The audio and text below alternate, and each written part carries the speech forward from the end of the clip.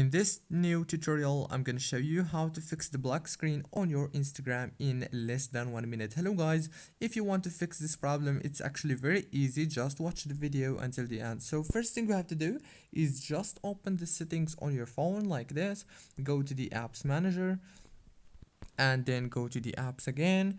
Right here, as you can see, we'll find the apps that you have downloaded on your phone. Just search for Instagram.